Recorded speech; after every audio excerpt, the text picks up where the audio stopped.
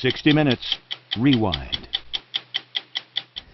Who among us hasn't had the unsettling experience of thinking about someone when suddenly the phone rings and that person is calling? Or how many times have we heard about a friend who wakes up in the middle of the night with a premonition, sometimes tragic, that later comes true? These psychic phenomena and others like them are increasingly the object of scientific research in the United States and around the world. 60 Minutes set out to chronicle some of that research.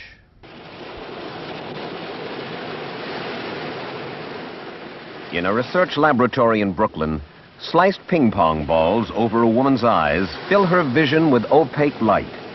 All she can hear is the sound of waves crashing against a shore. In a room next door, a man is suspended in a contraption called the witch's cradle, his eyes covered, his earphones playing constant static. These two are clearing their minds. They are going through something called sensory deprivation, preparing them for an ESP experience. In the Soviet Union, a film tells of a Russian woman who claims she can move objects across a table without touching them by means of psychokinesis, the energy that pours out of her fingertips, a phenomenon that defies the laws of physics. Are these things real? Laboratory-controlled telepathy? Psychic power that can move physical objects? Real or not, they are part of a growing scientific interest in psychic phenomena. I'm going to disconnect now, Tom. If you accept the theory that humans can communicate at an extrasensory level, why rule out a whole other order of living things, like plants? I'm changing frequency. This is the hypothesis of Marcel Vogel of IBM in California. Vogel spends his days at IBM as a hard scientist. But after hours and on weekends, he tries to communicate by psychic force with the plant world. The plant in question is a rather wan split philodendron, which Vogel has hooked up to a polygraph machine. The morning we filmed this, Vogel observed, while one of his colleagues, who claims psychic power, took a trip inside the plant itself. In the psychic world, this is sometimes referred to as out-of-body experience.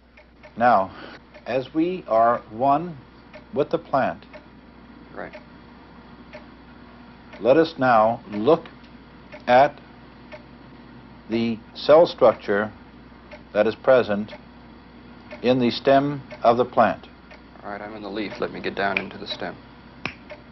Okay, I'm in the stem. Fine. Now look at the wall cells in the stem and describe what you are now seeing. All right, I started out more toward the center of the stem.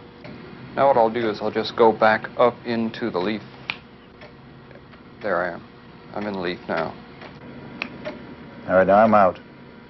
Go back up into the leaf. During the trip, Vogel monitors the polygraph to note the philodendron's reaction to the strange visitor. Now what I'm going to do is generate energy out to the plant. Let's see what happens. There it goes. And there's a response. Send me.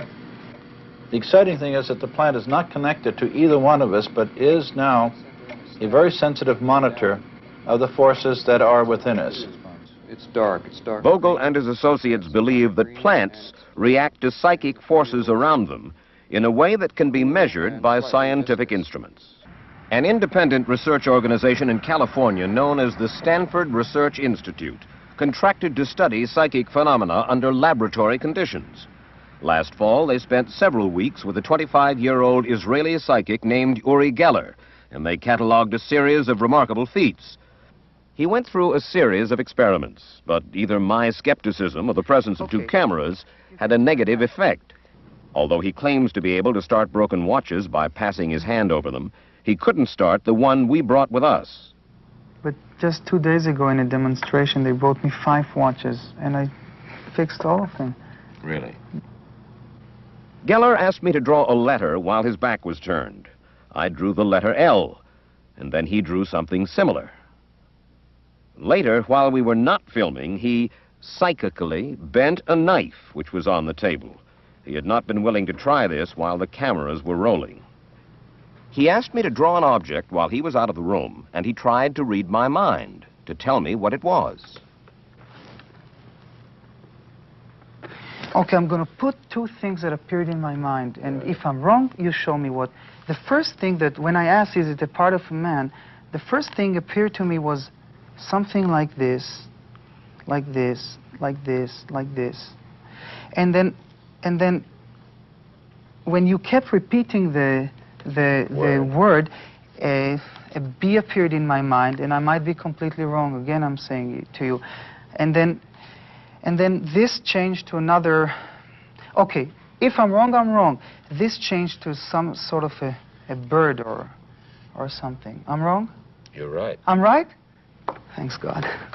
The fact is that in this field that has been plagued with frauds and charlatans, many serious people at many prestigious centers of learning in this country and abroad are spending their time investigating further in this provocative field of study.